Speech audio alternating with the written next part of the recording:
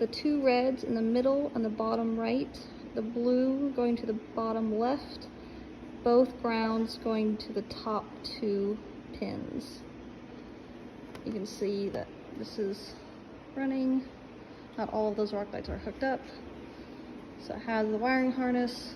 So this wire that goes from the switch is going straight to, has been kind of plugged into the wiring harness, straight to the controller.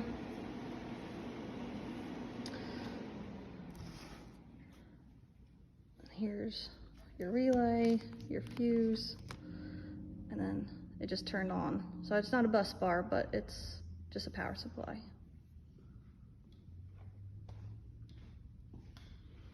So again, if you turn that off and turn it on,